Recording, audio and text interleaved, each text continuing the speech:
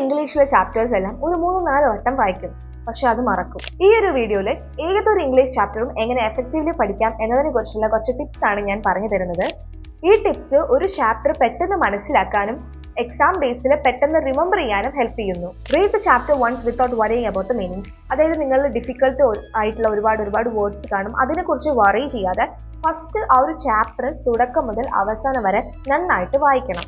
ഏതെങ്കിലും ഒരു ഡിഫിക്കൽട്ട് ആയിട്ടുള്ള വേർഡ് വരികയാണ്, അതായത് പ്രൊനൗൺസ് ചെയ്യാനോ മനസ്സിലാക്കാനോ കഴിയാത്ത ഒരു വേർഡ് ഇടയ്ക്ക് വരികയാണെന്നുണ്ടെങ്കിൽ നിങ്ങൾ സ്റ്റോപ്പ് ചെയ്യാതെ കണ്ടിന്യൂസ് ആയിട്ട് അത് ലാസ്റ്റ് വരെ വായിക്കുക. Try to understand the main idea first. അതായത് ആ ചാപ്റ്റർ എന്താണ്, അതിൽ എന്തിനെ കുറിച്ചിട്ടൊക്കെയാണ് പറയുന്നത്, അതിനെക്കുറിച്ചുള്ള ഒരു ഐഡിയ, അതാണ് നമുക്ക് ഫസ്റ്റ് വേണ്ടത്.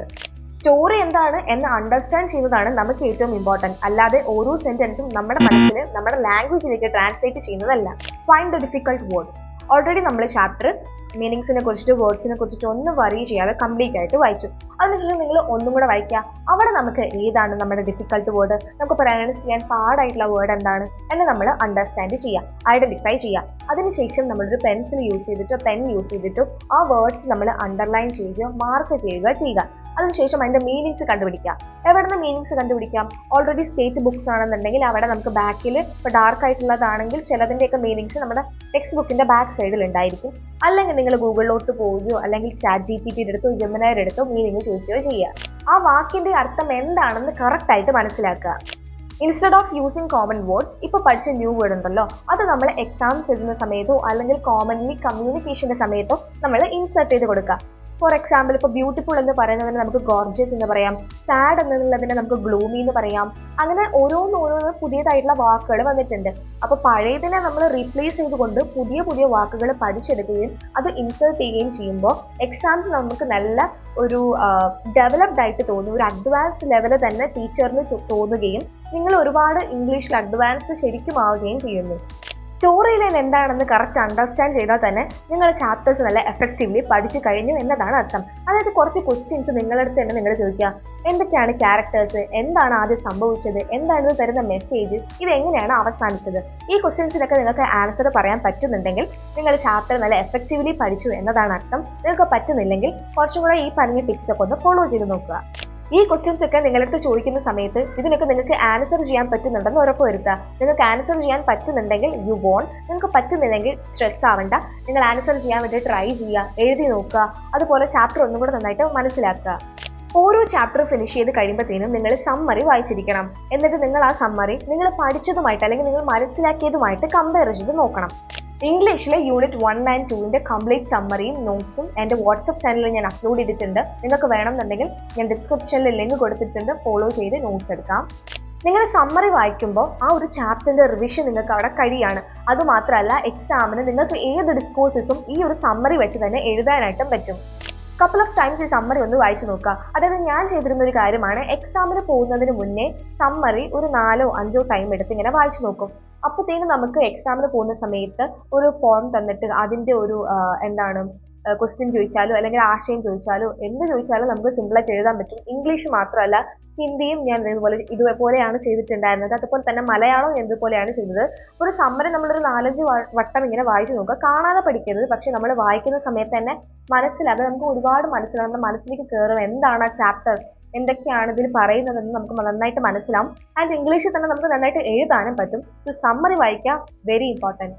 ടെക്സ്റ്റ് ബുക്സിൽ ഒരുപാട് ക്വസ്റ്റ്യൻസ് ഉണ്ട്, നമ്മൾ എല്ലാവരും മിസ് ചെയ്യുന്നത് ഇവിടെ തന്നെയാണ്.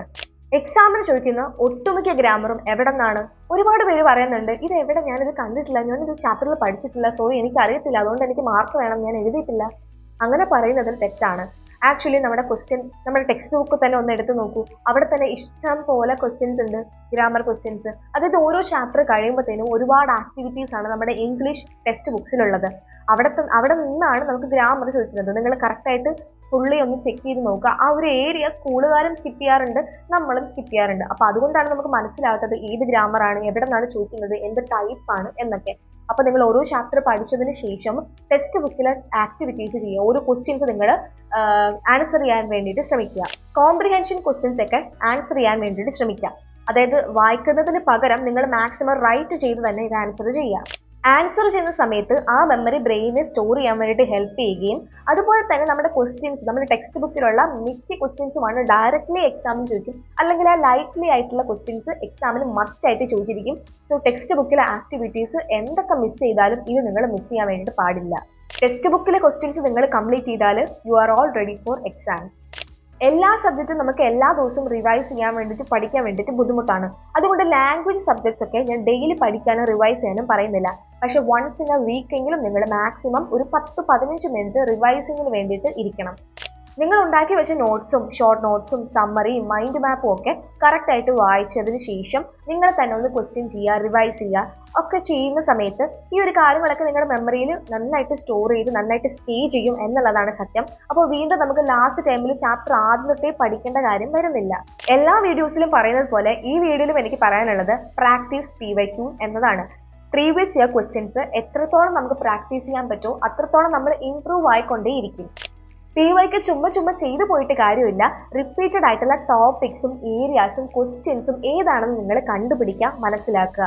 PYQ പ്രാക്ടീസ് ചെയ്തുകൊണ്ടിരിക്കും തോറും നിങ്ങൾ ഇംപ്രൂവ് ആയിക്കൊണ്ടിരിക്കും. അതുപോലെ നിങ്ങളുടെ കോൺഫിഡൻസ് ബിൽഡ് ചെയ്തുകൊണ്ടേയിരിക്കും. സോ ഏറ്റവും നല്ലൊരു കാര്യമാണ് PYQ നിങ്ങൾ മാക്സിമം ട്രൈ ചെയ്തുകൊണ്ടേയിരിക്കുക.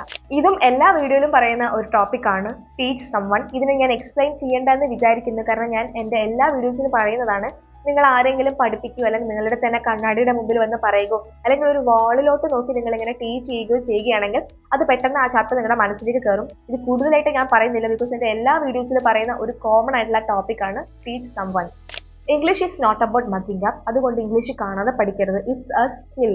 അതുപോലെ തന്നെ നിങ്ങളുടെ വൊക്കാബുലറി നിങ്ങൾ ഇൻക്രീസ് ചെയ്തുകൊണ്ടേയിരിക്കണം. And practice all the time. എപ്പോഴും PYQ ഒക്കെ സോൾവ് ചെയ്യുക. പിന്നെ ഗ്രാമർ ഏരിയാസ് നിങ്ങൾ ഒരുപാട് ശ്രദ്ധിക്കുക. ടെക്സ്റ്റ് ബുക്കിൽ തന്നെയാണ് ഗ്രാമേഴ്സ് ഉള്ളത്. നിങ്ങളിപ്പോൾ ഗ്രാമറിൽ അഡ്ജക്റ്റീവ്, പ്രോനൗൺ, നൗൺ, വെർബ് അങ്ങനെ പഠിക്കേണ്ട കാര്യമില്ല.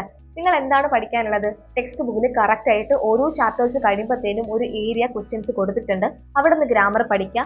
അത് ആ സെയിം ക്വസ്റ്റ്യൻസ് തന്നെ നിങ്ങൾക്ക് ചോദിക്കും, ഉറപ്പാണ്. സോ എല്ലാ ദിവസവും ഇംഗ്ലീഷ് പ്രാക്ടീസ് ചെയ്തുകൊണ്ടേയിരിക്കുക. സ്പീക്കിംഗ് ആയിരുന്നാലും എഴുതുന്നതായിരുന്നാലും എല്ലാം നിങ്ങൾ പ്രാക്ടീസ് ചെയ്യുക. പ്രാക്ടീസ് മാത്രമേ നിങ്ങളെ ഇംപ്രൂവ് ചെയ്യാനായിട്ട് പറ്റുള്ളൂ. നിങ്ങൾ ഈ ടിപ്സ് കറക്റ്റായിട്ട് ഫോളോ ചെയ്യുകയാണെങ്കിൽ ഇംഗ്ലീഷിൽ നിങ്ങൾക്ക് നന്നായിട്ട് ഒരു മാറ്റം കാണാൻ വേണ്ടിയിട്ട് സാധിക്കും. സോ നിങ്ങളുടെ അഭിപ്രായങ്ങൾ കമന്റ് ബോക്സിൽ പറയാൻ വേണ്ടിയിട്ട് മറക്കണ്ട. So thank you for watching my video. Please like, subscribe, share. By.